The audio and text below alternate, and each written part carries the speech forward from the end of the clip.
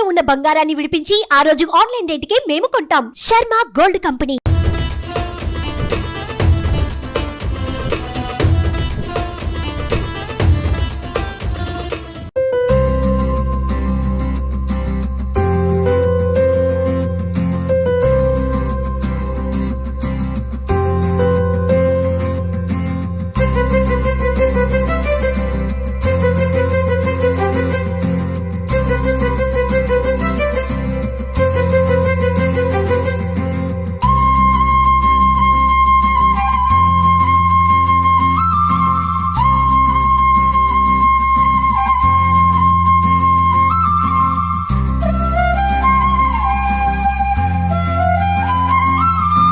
నమస్తే, welcome to temple tour with Gitanjali.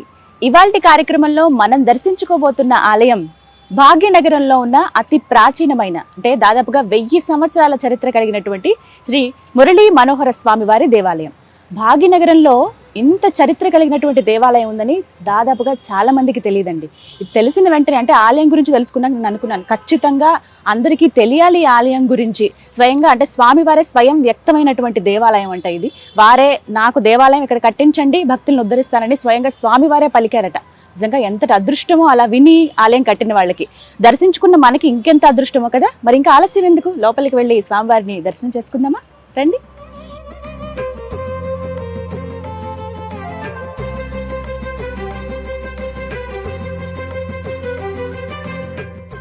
ఇక్కడ ముందుగా స్వామివారికి ముందుగా ధ్వజస్తంభాలు 2 చూస్తాం. ఒకటి రాతితోటి, ఇంకొకటి పంచలోహాలతో ఉంది. ఇక్కడ నుంచి కూడా స్వామిని మనం దర్శనం చేసుకోవచ్చు. కానీ అంతకంటే ముందుగా విశేషాలు తెలుసుకోవాలి కదా ఆలయం గురించి. వాటి గురించి మనకి వివరించడానికి, అసలు ఈ ఆలయం ఉంది, ఇన్ని ఏళ్ల చరిత్ర ఉంది, అసలు ఎవరికి బయట తెలియలేదు, ఖచ్చితంగా బయట వ్యక్తులకి తెలియాలి ఆలయం గురించి, స్వామివారి గురించి అని చెప్పి నాకు చెప్పింది యమున పాఠక్ గారు. గో అక్క దండం పెట్టుకుంటున్నారు. నమస్తే. నమస్తే, బాగున్నారా? చాలా బాగున్నాను, మీరు ఎలా ఉన్నారు? నేను చాలా బాగున్నాను. చాలా సంతోషం మీతో మాట్లాడడం. నాకు కూడా ఎప్పటి నుంచో పరిచయం, నాకు నేను అక్కనే పిలుస్తాను. యమున గారు అప్పుడే అన్నారు నాతో, టెంపుల్స్ ఇలా చేస్తున్నావు కదా, ఎంతో దివ్యమైన అత్యంత శక్తివంతమైన ఆలయాలు ఉన్నాయి, వాటి గురించి కూడా మీకు తెలియాలి, మీ ద్వారా ప్రజలకు తెలిస్తే ఇంకా బాగుంటుందని అన్నారు. వీరి గురించి ఒక మాట చెప్పాలండి, చిన్న వయసులోనే అంటే శక్తిపీఠాలు కావచ్చు, 12 జ్యోతిర్లింగాలు కానీ, ముక్తిధామ్ కానీ, అంటే ఎక్కడెక్కడ దైవానికి సంబంధించినవి వింతగా ఉన్నవి, శక్తివంతమైనవి, విశేషంగా ఉన్నవి, ఖచ్చితంగా అక్కడికి వెళ్ళిపోతారు, దర్శనం చేసుకుని వచ్చేస్తారు. అంత భక్తి భావం యమున గారికి, అంత పూర్వజన్మ సుకృతం. అది మాత్రం నిజం. చాలా అంటే మిమ్మల్ని చూడగానే అనిపిస్తుంది, ఆ కళ ఉట్టిపడుతూ ఉంటుంది. అంటే ఆ శక్తి ఖచ్చితంగా మనకి తోడుగా ఉంటుంది ఎప్పుడు కదా. అమ్మవారి ఉపాసకురాలు మీరు, అది కూడా మిమ్మల్ని దండం పెట్టుకుంటే చాలు. అయ్యో మనం జస్ట్ మనుషులం, మనందరికి దిక్కు మొక్కు అన్ని ఆలనా పాలన చూసేది ఆ పార్వతీ పరమేశ్వరులు మాత్రమే, వాళ్ళు మాత్రమే. అంతేనండి. యమునకు గురించి ప్రత్యేకంగా చెప్పాలి, వారు చిన్న వయసులోనే 18 శక్తిపీఠాలు కావచ్చు, 12 జ్యోతిర్లింగాలు కానీ, అలాగే ముక్తిధామ్, ఇంకా ప్రత్యేకమైన ప్లేసెస్ ఏవైతే ఉన్నాయో ఆధ్యాత్మికంగా ఉన్నవి వాటన్నిటిని దర్శనం చేసుకుని వచ్చారు. అమ్మవారి ఉపాసకురాలు.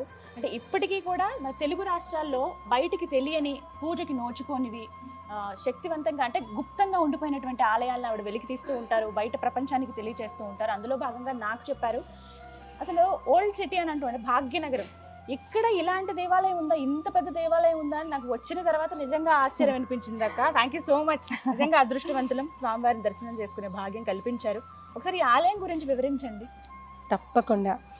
ముందు మనకి రాగానే గుడిలో చూసారా, మనకు తెలియకుండానే మన ఒళ్ళంతా పులకరించేస్తుంది. ఆ వైబ్రేషన్స్, ఆ పాజిటివ్ వైబ్రేషన్స్, మనకు తెలియని ఒక ఆనంద లోకాల్లో వెళ్ళిపోతాం మనం. ఒక్కసారి మైండ్ అంతా కామ్ అయిపోతుంది. మనకి ఏమైనా ఆలోచనలు ఉన్నా అసలు ఒక్కసారి సబ్దుగా అయిపోతుంది, టోటల్గా సబ్దుగా అయిపోతుంది. మీరు చూసారు కదా, అసలు మీరు అనుకున్నారా ఇంత పెద్దటి ఆలయం ఉంటుంది? అంటే ఉంటాయి ఆలయాలు కానీ కొంతవరకు కానీ చాలా ఎక్కువ స్థలం ఉంది, అసలు ఎన్ని ఎకరాలు ఉందో కూడా తెలియట్లేదు, అంత పెద్ద స్థలం ఉంది. చక్కటి ఆలయం అండి ఇది. నేను ఇక్కడికి వచ్చినప్పుడు కూడా యూజువల్గా ఎప్పుడైనా ఏ ఆలయానికి వెళ్ళినా కూడా అక్కడ స్థల పురాణం తెలుసుకుంటూ ఉంటాం, దాన్ని ఎవరు కట్టించారు, ఇది ఎప్పటిది అనేది. మనకి తెలిసి స్వామివారట 1822 సంవత్సరంలో రాజా రఘురామ్ అని ఆయన ఢిల్లీలో ఉండేవారట. అక్కడ ఆయనకి కలలో కనపడారట ఒకరోజు. కలలో కనపడి, నేను ఈ ఏరియా పేరు మనం తెలుసుకోవాలంటే దీనికి కిషన్ బాగ్ అంటారు, ఇది బహదూర్పుర పరిధిలోకి వస్తుంది. ఇక్కడ కిషన్ బాగ్ మెయిన్ రోడ్లోనే ఈ పెద్ద ఆలయం ఉంటుంది. కానీ మీకు కొంచెం వెతుక్కోవాలి, ఎందుకంటే అది ప్రామినెంట్గా పెద్ద గేట్ అనేది పక్క నుంచి ఉంటుంది, లోపలికి రావాలి కొద్దిగా. కానీ ఏమైనా అడిగినా చెప్తారు మీకు. లోపలికి వచ్చేసిన తర్వాత ఇక్కడ స్వామివారి ఈ ఏరియాలో దీనంతా కూడా కిషన్ బాగ్ అనే పేరు అప్పటి నుంచి స్టార్ట్ అయిందనమాట. అంటే కృష్ణుడు ఉన్న స్థలము కిషన్ బాగ్.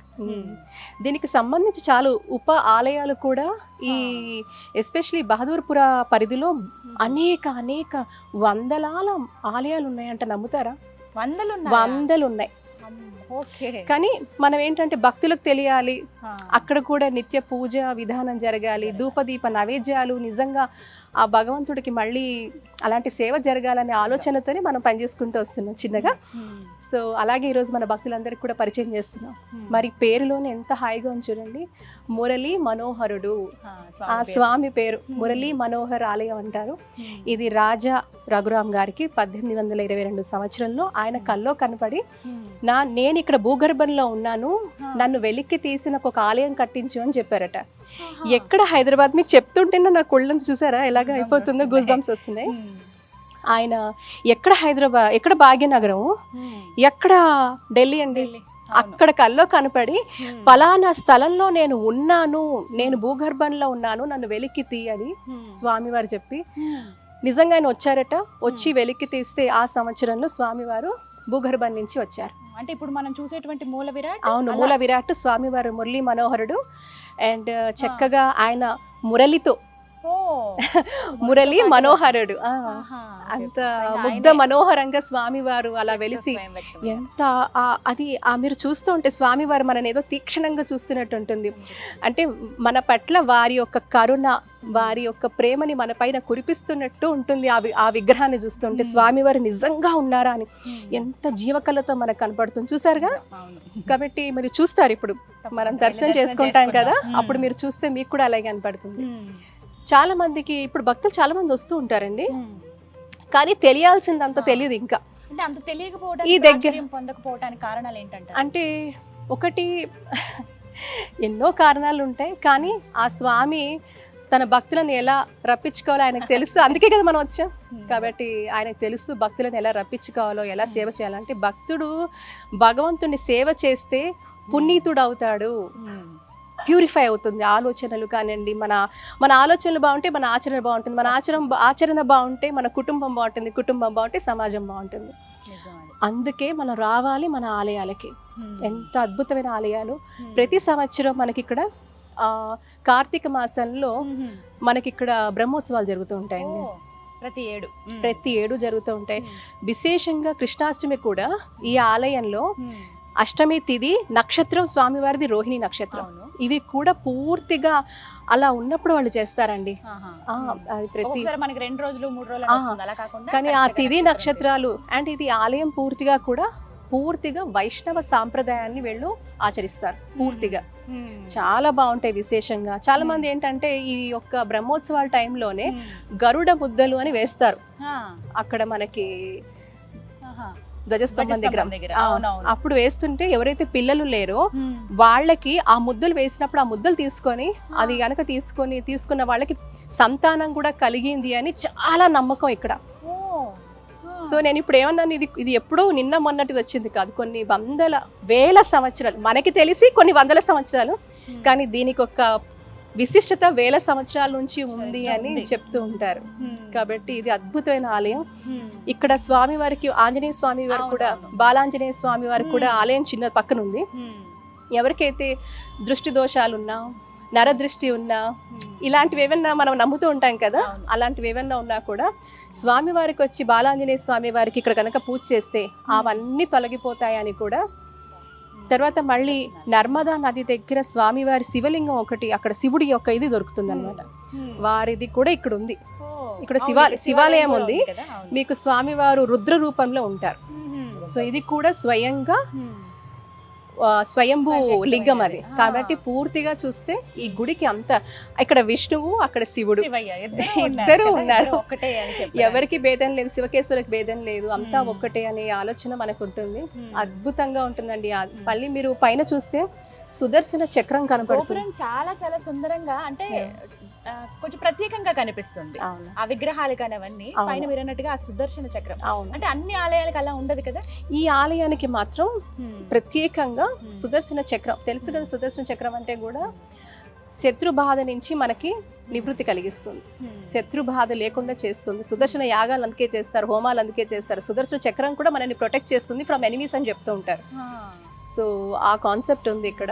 అలాగే అలాంటి బాధలు ఎవరైనా ఉంటే ఇక్కడికి వచ్చి దండం పెట్టుకో. ఈ స్వామివారిని గనక దర్శనం చేసుకొని దండం పెట్టుకుంటే మనసులో ఉన్న కోరిక తప్పకుండా తీరుతుంది. 100%. చాలా చాలా చాలా పవర్ఫుల్.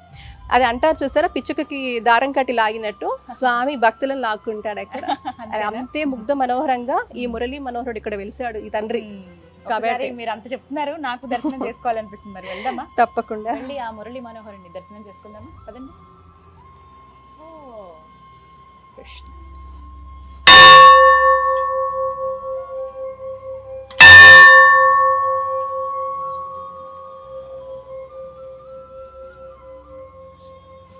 అది స్వామివారు.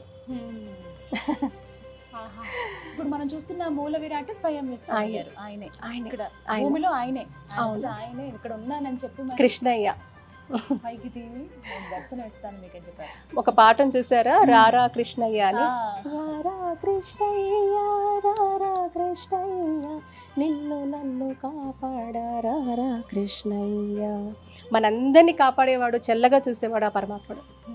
నిజంగానే. ఎంత బాగుందో, సుందరమైన రూపం, ధగధగా మెరుస్తున్నారు స్వామివారు. ప్రపంచానికి ఆయన ఇచ్చిందే కదండి, గీత జ్ఞానబోధ చేసింది ఆ పరమాత్ముడే కదా. అలాంటి కృష్ణయ్య స్వయంగా వెలిసిన అద్భుతమైన ఆలయం మన కిషన్ బాగ్లో బహదూర్పురా పరిధిలో మురళీ మనోహర స్వామివారు. నిజంగా ఆ మూర్తిని చూడండి, ఎంత బాగున్నారో, నిండుగా కనిపిస్తున్నారు స్వామి. అంటే చుట్టూ కూడా ఒక సింహాసనం లాగా ఒకటి ఉంది, మనకి ఆర్చ్ లాగా కనిపిస్తుంది. అక్కడ అన్ని కూడా దశావతారాలు ఉన్నాయి. మధ్యలోనేమో స్వామివారు కృష్ణ భగవానుడు. ఎంత మురళీ మనోహరుడట ఇక్కడ. ఆ మురళితోనే స్వామివారు ఇక్కడ భూమిలో లభించడం, అక్కడ ఎక్కడైతే స్వామివారు దొరికారో, ఆ విగ్రహం దొరికిందో అక్కడే అలా గుడి కట్టేశారు, ప్రతిష్టాపన జరగటం. అలాగే ఉత్సవమూర్తులు మనం చూస్తున్నాం, దేదీప్యమానంగా దగదగా మెరుస్తున్నారు బంగారు వర్ణంలో. స్వామివారి రూపం మాత్రం ఆ శిల, కృష్ణ. అవునండి, కృష్ణ ఏకశిల. ఇది పూర్తిగా కూడా ఒక మొనలిథిక్ స్ట్రక్చర్, పూర్తిగా కూడా ఏకశిల. దీంట్లో మనకు ఉంటారు స్వామివారు. ఆ ద్వారాల మధ్యలో సరిగ్గా సరిపోయారు, అంత నిండుగా ఉన్నారు కదా. మొత్తం గంటలతోటి ద్వారాలు ఉన్నాయి, అవి తెరుచుకుంటూ స్వామివారిని చూస్తే ఆహా, జన్మ తరించిందట్టే. అంటే ఇక్కడ ఉండిపోదాం కాసేపు అని అనిపిస్తుంది. ఎంత హాయిగా ఉంది చూసారా, ఎంత హ్యాపీగా ఉంటుంది అసలు. శాంతమైన వాతావరణం. అంటే ఆయన ఉన్న ప్లేస్ అంతా కూడా అలాగే ఉంటుంది కదా, అంతే నీట్ గా. చుట్టూ కూడా మొక్కలు అవన్నీ చూస్తున్నాం. అవును, మెడిసినల్ ప్లాంట్స్. అవును అవును. గుడి నిర్వాహకులు కూడా చాలా చక్కగా దీన్ని బాగా సంరక్షించుకుంటూ చాలా శుభ్రంగా చూసారు. ఎంత బాగుంది, నీట్ గా ఉందండి, ఎంత హ్యాపీగా. ఇక్కడ స్పెషల్ డేస్ ఇంకా ఏంటి మేడం? అంటే కార్తీక మాసంలో పౌర్ణమి మీకు చెప్పాను కదా, విశేషంగా కూడా వారు బ్రహ్మోత్సవాలు చేస్తారు. 5 రోజుల పాటు బ్రహ్మోత్సవాలు చేస్తారు. అలాగే ఇక్కడ మనకి కృష్ణాష్టమి కూడా చాలా నిష్టగా పూర్తిగా కూడా మన శాస్త్రానుసారం మనకి వైష్ణవ సాంప్రదాయం ఇక్కడ పూర్తిగా వాళ్ళు పాటిస్తారండి, చక్కగా చేస్తారు. నాకు తెలిసి ఇప్పుడు మనకు చాలా మంది మహిళలు కూడా, ఎంతో మంది మహిళలే కాదు, కుటుంబాలు మొన్న ఈ మధ్యనే మనం భీష్మ ఏకాదశి మనం విన్నాం. మనకి ఆ పరమాత్ముడు ఇచ్చిన విష్ణు సహస్రనామం, విష్ణు సహస్రనామం కనుక ఇలాంటి ఆలయాల్లోకి వచ్చి మనం నిజంగా ఇప్పుడు ఇది స్వయంగా వెలిసిన ఆలయం కదా స్వామివారి. ఇక్కడ ఇలాంటి చోట మనం విష్ణు పారాయణం కానీ ఇలాంటి పారాయణాలు ఇక్కడ చేసుకుంటే వాటికి ఉన్న ఫలితం అద్భుతం, అద్భుతం అన్నిటికీ. నేను ఐ కెన్ డెఫినెట్లీ, బికాస్ నేను ప్రాక్టికల్గా అనుభవిస్తాను. నేను అదే అడగబోయానక్క, అంటే మీకు నిదర్శనాలు ఏమిటి ఇక్కడికి వచ్చినప్పుడు ఖచ్చితంగా నాకు ఈ అనుభవం ఉంది స్వామివారితో అని అన్నది ఏమైనా? నేను అనుకున్న కొన్ని టాస్క్లు ఏవైతే ఉన్నాయో అవి సందిగ్ధంలో ఉండి అవి కొన్ని ఏళ్లగా అలాగున్నవి నేను ఈ గుడికి వచ్చిన తర్వాత అవి నిజంగా నెరవేరాయి. అంటే మనము కోరికలతో భగవంతుని పూజించడం అనేది ఒకటైతే, కోరికలు లేకుండా మనకి ముందు మనశ్శాంతి అనేది చాలా ఇంపార్టెంట్. ఆ స్టెబిలిటీ అయితే వస్తుంది. ప్రతిసారి మనం దైవ దర్శనం చేసుకోవాలంటే మన కోరికలతో రానక్కర్లా, మనకి ఒక మానసిక స్థైర్యాన్ని, ఆత్మధైర్యాన్ని, మనలో ఉత్సాహాన్ని, మనము అన్ని రోల్స్ని అంటే మనం చేసే ప్రతి రోల్లో మనకి సామర్థ్యాన్ని మనం ఇలాంటి ఆలయాలకు వచ్చినప్పుడు మనలో ఆ సెల్ఫ్ కాన్ఫిడెన్స్ పాజిటివిటీ అనేది బూస్ట్ అవుతుంది. అంటే ఎంత అంతే. నెగిటివ్ ఎనర్జీ తోటి నిస్సత్తుగా మనం ఆలయానికి వచ్చినప్పటికీ అవును. ఒక్కసారి స్వామివారిని దర్శించుకుని వెళ్తే ఖచ్చితంగా ఖచ్చితంగా. పాజిటివిటీ మనల్ని నింపుకుని వెళ్తాం. ఖచ్చితంగా అంటే ఎక్స్పెక్టేషన్స్ ప్రతిసారి అక్కర్లా. అక్కర్లేదు. సో ఆయనకు తెలుసు కదా మనకి పుట్టుకనిచ్చిన వాడికి ఆ తండ్రికి మనకి ఏం కావాలో నాలుగు పోసిన వాడు నీరు పోయాడు అన్నట్టు అలాగే. కాబట్టి ఆయన చూసుకుంటాడు కదా. Hmm. మనకు ప్రతి వాళ్ళకి ఒక మీనింగ్ ఇచ్చారు కదా. Hmm. ఈ రోజు మీరు ఎన్నో చక్కగా ఈ గుళ్ళ గురించి చెప్తున్నారు. అది అది నిజం. ఎంతమంది 140 కోట్లు ఉన్నారండి. 140 కోట్లలో ఎంతమందికి భగవంతుడు పురమాయిస్తాడు ఈ కార్యక్రమం చేయండి. Hmm. సో మీకు అలా ఇచ్చాడు. నిజం. సో ఇలా మన అందరికీ ఒక పని పురమాయిస్తాడు, నువ్వు ఇది చెయ్యి అని. అది మనం చేసుకోవాలి, అంతే. అది తెలుసుకోవాలి, చేసుకోవాలి, ఆచరించాలి. దానికి శక్తిని ఇచ్చేది ఆయనే. కష్టాలు వస్తాయి, నష్టం వస్తుంది, అది కూడా. కానీ నాకు ఒకటి అనిపించింది, అసలు ఇంకా అందరికీ తెలిసి ఉంటే బాగుండేది ఈ ఆలయం గురించి. నాకు తెలిసి ఇప్పుడు మీరు చేస్తున్న ప్రయత్నం నిజంగా నేను సుమన్ టీవీ వారికి నిజంగా అభినందిస్తున్నాను. భగవంతుడు ఆశీస్సులు ఎప్పుడూ కూడా మీకు తప్పకుండా ఉంటాయండి. ఎందుకంటే అటు మీ టీవీ యాజమాన్యానికి మీ అందరికీ ఉంటాయి. ఎందుకంటే ఇది చక్కటి ఒక పవిత్రమైన కార్యక్రమం. అంటే మీరు ఇందులో ఏమంటండి ఆ భగవంతుని చూపిస్తున్నారంటే స్వామివారికి భక్తులు పెరిగిన కొద్దీ ఇంకా వాళ్ళల్లో చైతన్యం వస్తుంది, వాళ్ళ జీవితాలు ఇంకా బాగుంటాయని ఒక సత్సంకల్పంతో మీరు ఇదొక యజ్ఞం స్టార్ట్ చేశారు నాకు తెలిసి కదా. కాబట్టి మనం ఇప్పుడు నేను ఎన్ని దర్శనం చేసుకున్నా, నేను మీతో మాట్లాడుతూ మనం చేసాం కాబట్టి అలా మనం ఇంకా తెలిసాయి నాకు మీ వల్ల ఈ ఆలయం. అప్పుడు మీరు ఏమన్నా నేను ఆల్రెడీ చేస్తున్నానండి, మనం కూడా చేయొచ్చు, మీరు అక్కడ చెప్పండి అని. అంటే అదంతా భగవంతుడి లీల. మీరు ప్లాన్ చేసింది కాదు, నేను ప్లాన్ చేసింది కాదు. ఆయనకి ఏం కావాలో ఎప్పుడు ఏది కావాలో ఆయన చేయించుకుంటాడు. ఆయన చేసింది ఆయన కోసం, ఆయనకు అవసరం. భగవంతుడికి ఏం అవసరం లేదు, మన జీవితాలు బాగుండాలి, మనల్ని ఒక ట్రాక్లో వేయాలని. అందుకని ఆయన రప్పించుకుంటాడు. అందుకే దైవ దర్శనాలు మనం ట్రాక్లో ఉండడానికి. అంత అద్భుతమైన ఆలయం. స్వామివారి దర్శనం చేసుకున్నాం కదా, కృష్ణయ్య దర్శనం చేసుకున్నాం కదా. తనివి తీరటం లేదు వెళ్ళడానికి. బట్ కాకపోతే మనం ఈరోజు ఇక్కడికి వచ్చాం కాబట్టి ఇక్కడే పక్కన కొన్ని ఉప ఆలయాలు కూడా ఉన్నాయి. ఇందాక మీతో అన్నట్టుగా బాలాంజనేయ స్వామి వారు, అలాగే శివయ్య కూడా ఉన్నారు. అలా చూసుకొని ఆయన కూడా దర్శనం చేసుకుని తప్పకుండా మా కళ్ళతోటి మీరు కూడా చూడండి స్వామివారిని, ఎంత బాగున్నారు. మీరు కూడా చక్కగా రావచ్చు. కిషన్ బాగ్ వారు వెలిసినటువంటి ప్రాంతం కాబట్టి ఈ ప్రాంతాన్ని కృష్ణుడి భాగంగా, అంటే ఇదంతా కూడా కృష్ణుడి స్థలం కాబట్టి కిషన్ బాగ్ అని పేరు వచ్చింది. అప్పటి నుంచి కూడా ఆయన స్వయం వ్యక్తమయ్యారు. ఇలాంటి ప్రదేశాలకు వచ్చినప్పుడు అండి నిజంగా చాలా ప్రశాంతంగా అనిపిస్తుంది. నిజంగా కృష్ణ భగవానుడు ఇక్కడ కూర్చుని అలా ఉన్నాడు మన కోసమే. ఆయన మన బాధలు, మన కష్టాలు, మన సుఖాలు, మన సంతోషాలు అన్నీ వినడానికి, మన బాధలు పంచుకోవటానికి ఆయన సిద్ధంగా ఉన్నాడు అనిపిస్తుంది. ఆయన రూపం చూస్తుంటేనే ఎంత ముగ్ధ మనోహరంగా ఉన్నారో తెలుసా. దగదగా మెరుస్తూ దేదీప్యమానంగా కనిపిస్తూ ఉన్నారు. రండి మీరు కూడా దర్శనం చేసుకోవచ్చు. కిషన్ బాగ్లో ఉన్న శ్రీ మురళీ మనోహర స్వామి.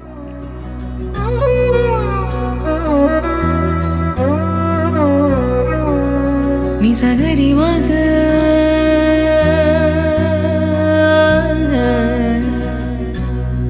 నిసగరి పా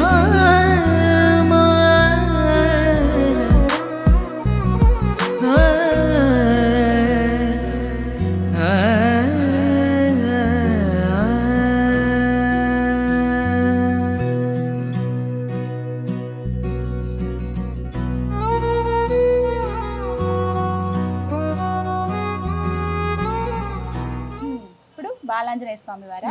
ఇందాక మీకు చెప్పాను కదా, దృష్టి దోషాలు ఉన్నా కూడా, నరదృష్టి ఉన్నా కూడా, ఇలాంటివి ఏమైనా ఉంటే కూడా, గ్రహపిడలు ఉన్నా కూడా ఈ స్వామికి వచ్చి కొలిస్తే, ఇక్కడ ఆంజనేయ స్వామి వారికి హనుమాన్ చాలీసా పారాయణం చేస్తే, ఇక్కడ స్వామిని స్మరిస్తే తప్పకుండా అన్ని దోషాలు పోతాయని నానుడి ఉంది. కాబట్టి అది మన బాలాంజనేయ స్వామి. ఎంత ముద్దుగా ఉంటారు తెలుసా, బుజ్జిగా ఇలా ఉంటారు చిన్న పిల్లలు ఇలా కూర్చుని అమ్మ అని ఇలా నుంచుంటారు కదా, అలా అనిపిస్తుంది. చూడండి నిజంగా ఎంత బాగున్నారో. అంటే సంజీవిని పర్వతం మోస్తున్నట్టుగా అలా నేను చాలా ఆలయాలు చూశాను, కానీ ఇలా ఇక్కడ బాలాంజనేయ స్వామి గదని పక్కన పెట్టారు, ఇలా దండం పెడుతూ ఉన్నారు. నేను రామబంటుని, హనుమాన్ని మీ కోరిక ఏంటి అని అడుగుతున్నట్టుగా ఉంది నాకైతే. చిన్న పిల్లలు భయపడుతూ ఉంటారు, ఏడుస్తూ ఉంటారు చూసారా. అలా ఉంటే కూడా ఇక్కడికి చాలా మందికి తీసుకొస్తారు. ఇక్కడికి తీసుకొచ్చి ఇక్కడ స్వామి వారికి పూజ చేయించి వాళ్ళకి అవి మనకి ఇదిలో స్వామి వారికి కంకణం అది కడితే పూజ చేసి వాళ్ళకి అంత బాగుంటుంది అని ప్రసిద్ధి. ఎంత బాగుంది, సింపుల్ గా ఉన్నారు, ముద్దుగా కనిపిస్తారు. అంటే చిన్నపిల్లలు వాళ్ళని ఎలా అలంకరించినా, వాళ్ళు అసలు ఏం అలంకరించుకోకపోయినా మనకు ముద్దుగా అనిపిస్తారు. అలా అనిపిస్తుంది బాలాంజనేయ స్వామి. ఆంజనేయ స్వామి అంటేనే ఒక పరవశం మనందరికీ. ఆ తండ్రి పూర్తిగా సింధూర వర్ణం అవునండి లో కనిపిస్తున్నారు స్వామి. ఇక్కడికి వచ్చినప్పుడు ఆ కృష్ణయ్యని దర్శనం చేసుకున్న తర్వాత స్వామి వారి దగ్గర కూడా వచ్చి స్వామి వారికి చక్కగా మనం పూజ చేసుకుంటే అంత శుభమే. అలాగే ఇప్పుడు మనకి ఇక్కడ చెప్పాం కదా ఇంతకు ముందు శివాలయం కూడా ఉందని, ఈ పక్కనే ఉంది. ఈ రైట్ సైడ్ కోనేరు అండి, కోనేరు, పెద్ద కోనేరు. ఎంత పెద్దదో, చాలా లోతు ఉంటుందా? ఆ లోతు ఉంటుందండి, లోతు ఉంటుంది. ఇంత కోనేరు. నందీశ్వరుడు.